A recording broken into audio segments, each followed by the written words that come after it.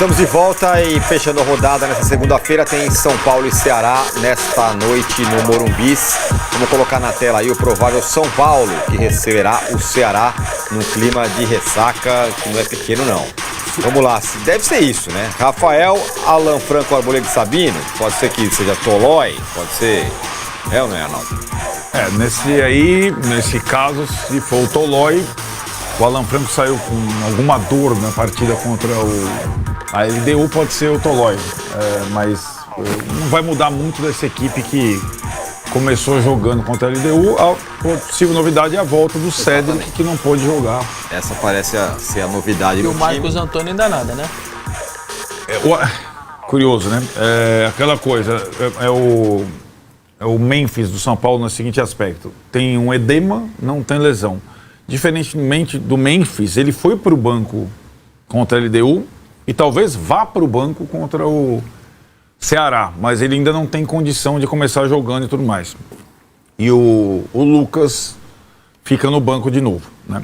Como aí, opção. Bobadilha, Pablo Maia, Enzo Dias, Rodriguinho e aí na frente o cara que está muito marcado nos últimos dias, o Luciano, e aí Ferreirinha, ou Rigoni, talvez Ferreirinha, porque o Rigoni foi mal, mas o Ferreirinha também não foi bem. Aí tem o Dineno, tem o Tapia, enfim. Mas o ataque deve ser esse aí. Vamos fazer o seguinte, vamos com o Marcelo Rosenberg, que está lá na frente do Morumbi, já posicionado para fazer toda a cobertura dessa partida. Olha ele ali, que ele, como vocês sabem, ele está na escala máxima do índice decilo de repórter craque. Muito boa tarde, meu caro Marcelo Rosenberg. Vocês são terríveis. Tudo bem? Que bom falar com vocês nessa tarde agradabilíssima aqui no Morumbi, né? Quase 30 graus, né? E a gente tem que dizer que, infelizmente, para a torcida do São Paulo, o clima é totalmente diferente em relação ao da última quinta-feira, quando a gente participou do G4 com vocês. 4, 5 horas depois daquela participação, nós tínhamos mais de 55 mil pessoas aqui.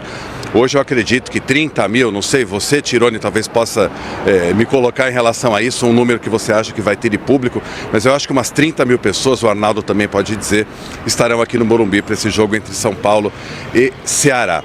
De qualquer maneira, as atividades aqui começam um pouco antes, né? O jogo começa às 8, a partir das 6 horas da tarde, a principal organizada do São Paulo promete uma manifestação contra o presidente Júlio Casares, também contra o Belmonte, que é o diretor de futebol. Essa manifestação deve acontecer em frente à Praça Roberto Gomes Pedrosa, bem na hora que o ônibus do São Paulo chegar aqui ao estádio do Morumbi. Agora, se fica como uma compensação para essa eliminação, é evidente que não existe, né, recompensa.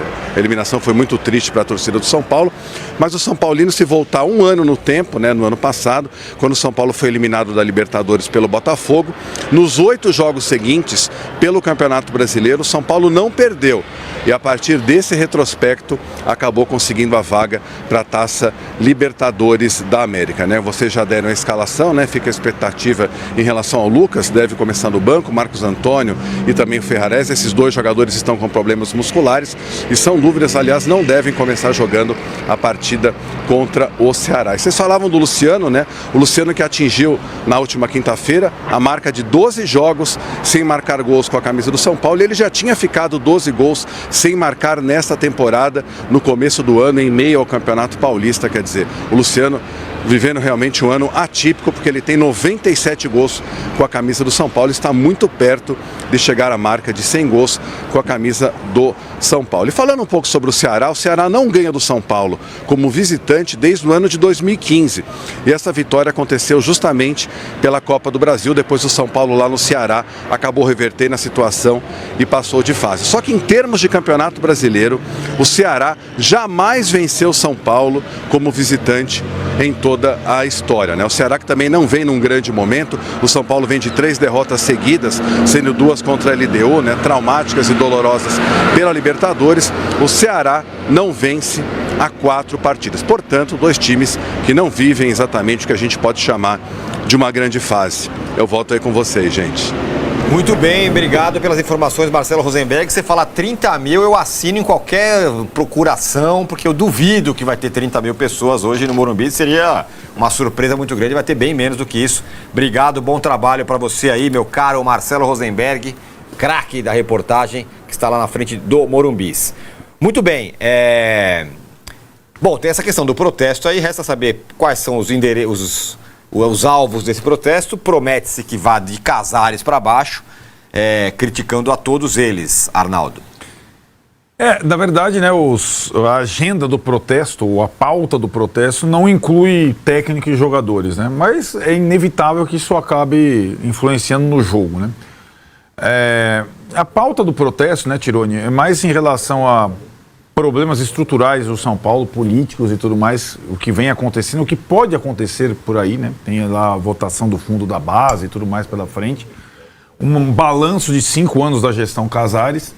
Um reflexo da vaia e do xingamento da torcida durante a partida contra a LDU, que não foi encampado pelas organizadas e agora parece ter virado pauta das organizadas também.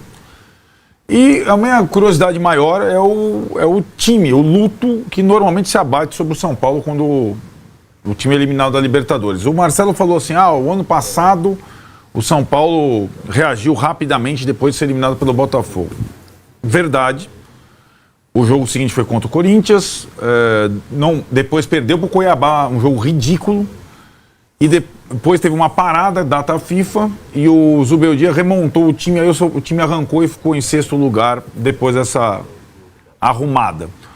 Mas dessa vez a eliminação foi muito pior que aquela para o Botafogo. O São Paulo não saiu contra o Botafogo de cabeça baixa, o torcedor não saiu pé da vida, não tinha protesto na frente do estádio, né? O São Paulo saiu por um dos melhores times do Brasil, acabou sendo campeão da Libertadores, nos pênaltis, jogando bem. Contra a LDU foi ridículo, né? E aí tem alguns alvos da torcida dentro do estádio, né? Os jogadores, no caso, o Luciano é o principal deles. Agora, aquilo, né? Você falou, se o Luciano não jogar, quem pode ser o companheiro do Luciano? Aí você vê quais são as opções. É mais ou menos como o Corinthians, né? Em termos de time. Se não joga o fulano, vai jogar quem? Me conta aí. Vamos tirar o... Quem tá mais queimado? O Yuri Alberto ou o Luciano? Tira o Yuri Alberto do Corinthians. Joga quem? Joga o Tironi? Joga o Vessone? O Vessone falou que era bom lá na Copa CS. Tira o Luciano, joga quem? Eu? Não vou jogar. Né? Então, assim, muitas vezes o torcedor fica numa situação, uma expectativa, e quando o São Paulo tinha um alvo muito fixo, que era o Zubeldia, ele concentrava tudo nele, inclusive a ira da torcida nas eliminações, nas situações e tudo mais. A pior coisa para o presidente do São Paulo e para os jogadores do São Paulo em 2025 foi a saída do Zubeldia, né? Porque agora os alvos estão espalhados. O Casares nunca ouviu fora Casares e tal, enquanto o Zubeldia estava lá, porque era, o cara que não aproveita a base. Tá vendendo o jogador porque o cara não aproveita a base, tá não sei o que lá, fechou vermelho porque o cara não subiu o cara da base antes. O time perdeu porque ele escalou errado e tal. Agora, o Crespo está aqui atrás do Tironi, está até agora. E não que ele tenha feito uma boa eliminatória contra a LDU, não. Hein? O Crespo. Em termos de estratégia, em termos de escolha. Mas ele está preservado. Então, eu acho que quem está preservado, Crespo, os jogadores mais experientes que não atuaram até agora na temporada, Lucas e companhia, a bola está com eles. Tá vendo? A bola está ali com o Crespo. Ó. A bola está com eles para uma possível classificação entre os 6 primeiros. Não é simples. Todo mundo que está embaixo do São Paulo está ganhando, né? Agora, se o São Paulo consegue a vitória sobre o Ceará, ele encosta e sobe, porque o Botafogo e o Mirassol perderam. Então, mas é uma semana que só o São Paulo joga. Segunda, quinta, fora e domingo, 4 da tarde. Então, antes de pensar em qualquer coisa, a direção de futebol topou um calendário que inexiste para quem acabou de ser eliminado na Libertadores. Vamos ver como vai ser a sequência de 3 jogos de luto. E só lembrando, a vaga do São Paulo ano passado foi a vaga direta da Libertadores, mas ele termina em 6º. É que o Botafogo foi campeão da Libertadores, o Flamengo ganhou a Copa do Brasil. Isso. E aí o 6º foi direto. Esse ano tem chance de novo pode acontecer de Cruzeiro campeão da Copa do Brasil, pode ter um dos 2 campeão da Libertadores e até brasileiro.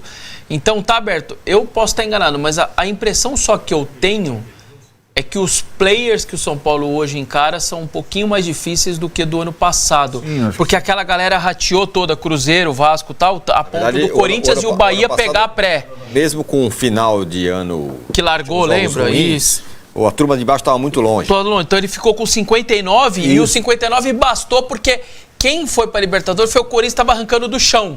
E aí deu para ficar atrás, ficou 3 pontos do São Paulo, mas os últimos 15 pontos do São Paulo, 5 jogos, já estava garantido o 6º lugar. Era uma situação muito confortável. Que não vai acontecer. Não vai acontecer. Então vai ter que brigar e lutar, porque me parece um campeonato mais difícil para o São Paulo, mesmo que der um campeão de Copa do Brasil, um de Libertadores e a vaga for trazendo para baixo, me parece que o São Paulo vai ter que fazer mais esse ano do que fez o ano passado. Bom, daqueles jogos que tem que arrancar a força, sabe lá da onde, para tentar ganhar de qualquer jeito, né? Porque se perde um jogo como esse contra o Ceará, ou não faz os 3 pontos, aí dá aquela embicada para baixo, aí é protesto, aí vai. Mas apesar dessa má fase do São Paulo, acho que o São Paulo, no Morumbi contra o Ceará, tem totais condições de vencer, né? Acho que eu até daria, se fosse fazer a brincadeira das fichas, eu botaria um 7-3 ali pro São Paulo. Ou tô sendo muito otimista? Tá sendo otimista. Eu acho que pelas circunstâncias tá sendo otimista. Porque o time do Ceará é tão fraquinho, principalmente fora de casa, acho que eles não... Sim, eu acho que a questão que vai pegar é um pouco o que pegou pro Flamengo contra o Corinthians, sobretudo no primeiro tempo. Gás, força. O Ceará jogou contra o Bahia há uma semana. Sim. Essa questão física. Não teve o abalo emocional, não tem. Então é uma situação. Por isso a gente botou aquela escalação, a mesma praticamente do último jogo, mas eu não descarto o Crespo fazer algumas mudanças pela questão física dos jogadores que atuaram na quinta-feira contra a LDU, né? Só tem uma coisa que seria muito importante para o São Paulo ganhar hoje. Que aliás, se eu estou no vestiário, eu ia falar, gente, é o seguinte. O Corinthians perdeu do Lanterna e depois teve que encarar o líder. Hoje, na teoria, é o jogo disparado mais ganhável do São Paulo no próximo quase mês. Ele sai 3 dos próximos 4. Ele vai a Fortaleza, o em casa é o Palmeiras, aí ele pega o Grêmio na Arena do Grêmio, que melhorou, e o Mirassol e Mirassol. Então, rapaziada, é o seguinte, hoje... É o mais simples que a gente tem. Exato. Depois vai ser problema. Vamos garantir nossos 3zinhos, vamos dar uma subidinha na tabela, depois a gente vê o que faz. Então... Exatamente. É bem lembrado isso, né? Porque a remada do São Paulo depois vai ser... Amigos, o que aconteceu nos bastidores do São Paulo nesses dias que antecederam a eliminação para a LDU foi muito mais profundo do que a simples ausência de um jogador no banco de reservas. Foi um retrato claro de como decisões mal comunicadas, expectativas mal geridas e um ambiente tenso podem influenciar diretamente no emocional de um elenco que já estava pressionado. Oscar não é um nome qualquer. Estamos falando de um jogador que chegou para ser símbolo de uma nova era, para agregar experiência, liderança e principalmente qualidade técnica em momentos decisivos. Ele vinha treinando, estava liberado clinicamente, se mostrava confiante internamente. Havia um sentimento real de que ele poderia sim estar, pelo menos no banco, para aquele duelo decisivo no Morumbi. Só que aí entra a parte delicada. A comissão técnica de Crespo avaliou que o risco era alto demais. Uma nova fratura na vértebra seria algo gravíssimo, poderia comprometer a reta final da temporada e até sua carreira do ponto de vista médico. É compreensível, mas do ponto de vista emocional e comunicativo, o estrago foi feito, a expectativa foi alimentada dentro do elenco e entre pessoas próximas ao jogador. Ele próprio queria ir para o sacrifício. E quando a lista oficial saiu e o nome dele não estava lá, a frustração foi geral. Torcida decepcionada, companheiros surpresos e até alguns membros do staff ficaram sem entender direito os motivos. Isso revela um problema grave de comunicação interna, porque quando a esperança é mal administrada, ela se transforma em frustração profunda. E esse tipo de ambiente, às vésperas de um jogo eliminatório, pesa muito, principalmente num clube como o São Paulo, que já vinha pressionado por resultados ruins e com uma torcida extremamente exigente. Crespo optou pela prudência e talvez tecnicamente tenha feito o certo. Mas o efeito colateral foi um clima pesado nos bastidores, enquanto Lucas Moura, mesmo com limitações, foi pro jogo. Oscar ficou de fora e acabou virando um símbolo daquilo que poderia ter sido, e não foi. E o mais curioso dessa situação, reacende uma discussão importante sobre como o São Paulo tem lidado com seus craques, suas estrelas, e com a transparência interna faltou clareza, faltou alinhamento e sobrou ruído. Agora resta saber como Oscar vai reagir psicologicamente a isso tudo, como o elenco vai digerir essa frustração e, principalmente, como Crespo e a diretoria vão administrar essa relação daqui para frente, porque se o São Paulo quiser sair desse momento turbulento, vai precisar muito mais do que decisões técnicas corretas, vai precisar reconstruir confiança, comunicação e unidade. Você, torcedor tricolor, acha que Crespo fez certo em preservar Oscar, ou deveria ter Ilô levado para o jogo, nem que fosse para usar nos minutos finais? Foi excesso de cautela ou falta de ousadia? Deixa a sua opinião aí nos comentários, quero saber o que você pensa sobre esse caso que deu muito pano pra manga no Morumbis. E claro, se você gostou do vídeo, não esquece de deixar o like, isso ajuda muito o canal a crescer. E a gente continuar trazendo conteúdo direto, verdadeiro e sem passar pano. Se inscreve também e ativa o sininho, porque aqui a gente fala sério sobre futebol sem enrolação. Nos vemos no próximo vídeo.